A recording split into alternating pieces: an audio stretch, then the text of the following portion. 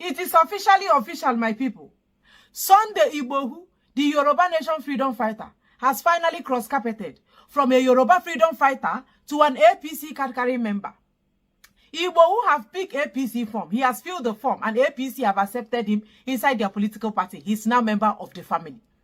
Remember, Igbohu came into limelight because he was fighting Fulani in Yoruba land. Today, Igbohu will no longer fight Fulani because Igbohu is now part of the Fulani member. He is now with Tinubu, and Tinubu is Nigeria president because he have to succumb to whatever Fulani say.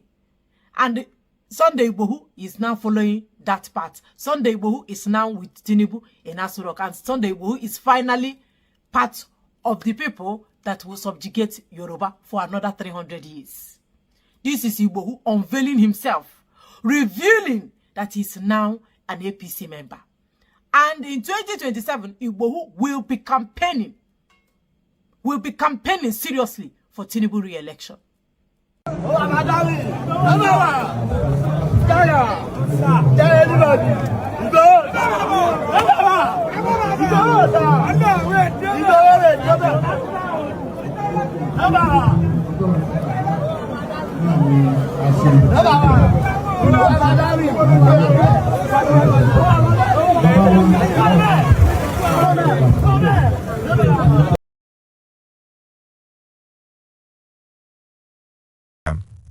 Hope you all now understand why Nnamdi Kanu was jailed. Mazi Nnamdi Kanu will be so disappointed with these people, but not so much because he understands them and their cunning nature. It is widely regarded as disrespectful, insulting, and inappropriate to draw comparisons between detained IPOB leader Nnamdi Kanu and Yoruba Nation agitator Sunday Igboho, particularly amid claims that the latter has abandoned the Yoruba self-determination struggle to align with the All Progressives Congress, APC. The Shadows of Betrayal. In the complex tapestry of Nigeria's political landscape, the figures of Mazi Nnamdi Kanu and Sunday Igboho stood out as embodiments of the long-standing struggles for autonomy and rights among the Igbo and Yoruba peoples, respectively. Their paths intertwined around a central theme, the quest for freedom from perceived oppression by the Nigerian state. However, as the years unfolded, the narrative took a troubling turn, leading to disillusionment and betrayal. Mazi Nnamdi Kanu was a prominent leader of the indigenous people of Biafra, IPOB, a group advocating for the secession of Biafra from Nigeria. His voice resonated with those who felt marginalized and oppressed, stirring a sense of urgency among the youth and the disenfranchised. Kanu's charisma and relentless pursuit of independence ignited a flame of hope, pushing many to believe that a new dawn was on the horizon. However, his efforts were met with fierce resistance from the Nigerian government, which viewed his actions as a threat to national unity.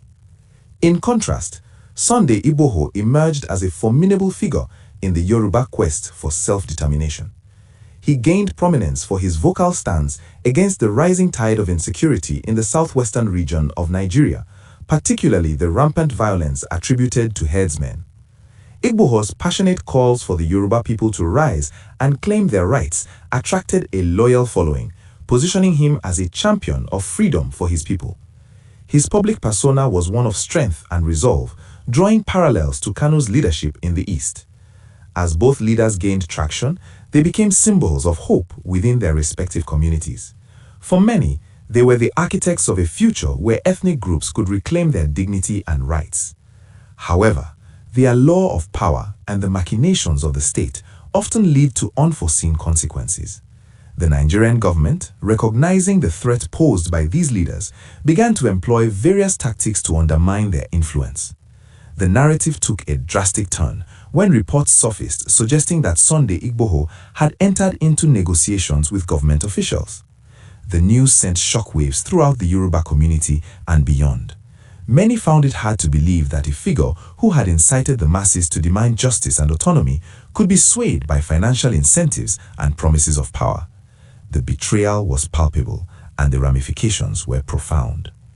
Mazi Nnamdi Kanu, observing from his own tumultuous position, having been arrested and detained, felt a deep sense of disappointment.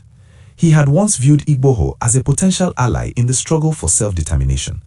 Together, they could have forged a united front against the oppressive structures of the Nigerian state. Yet, the reality was starkly different. The betrayal of Igboho not only undermined the Yoruba cause, but also cast a shadow over the entire movement for autonomy across Nigeria. The consequences of Igboho's actions rippled through the political landscape. Supporters who had rallied behind him felt betrayed and disillusioned. Trust, once a currency of their collective struggle, began to erode. The Yoruba people who had looked to Igboho for guidance and leadership now questioned the integrity of their movement. Doubts crept in, and the very foundation of their aspirations for freedom seemed to tremble. Moreover, the government seized upon this disunity to further its agenda. With Igboho's perceived betrayal, they launched a campaign to discredit him and diminish the urgency of the Yoruba cause. The narrative shifted from one of empowerment to one of division, as the state played its hand expertly, sowing discord among the ranks of those who once stood united. The betrayal not only fractured the Yoruba movement, but also provided the government with the leverage it needed to quell dissent. As the dust settled, Kanu found himself in a precarious position. His own fight for Biafran independence was fraught with challenges, not least because the government had intensified its clampdown on IPOB.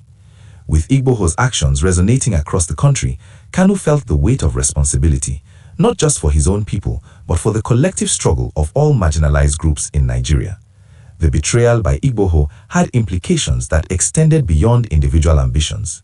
It threatened to derail the momentum that both leaders had worked tirelessly to build. In the aftermath, discussions arose within the communities about the nature of leadership and the integrity required to sustain a movement. Many began to acknowledge that the struggle for autonomy in Nigeria was not merely about political power or financial gain. It was a profound fight for identity, dignity, and human rights. Igboho's actions served as a cautionary tale about the fragility of trust and the ease with which ideals could be corrupted. The narrative of betrayal became a focal point for activists and scholars alike as they sought to understand the dynamics of power within Nigeria's complex socio-political framework. The lessons learned from Igboho's shift in allegiance reverberated throughout the discourse on leadership, accountability, and the sacrifices necessary for true change. In this charged environment, Kanu's voice emerged once more, albeit from behind the walls of confinement. He urged his supporters to remain steadfast, reminding them that the fight for self-determination was greater than any one individual. His resilience inspired many, rekindling the fire of hope among those who believed in the struggle for justice and equity. As the realities of betrayal unfolded, the complexities of Nigeria's political landscape continued to evolve. The actions of one leader could not define the aspirations of an entire people. While Igboho's decisions had cast a long shadow, they also ignited conversations about integrity, unity, and the enduring quest for freedom that transcended individual ambitions. In the end, the struggle for autonomy remained alive, fueled by the lessons of betrayal and the unwavering spirit of those who dared to dream of a future where their rights would be respected and their voices heard. The journey was far from over, and in the heart of Nigeria, the quest for justice continued to pulse, vibrant and unyielding against the tides of oppression.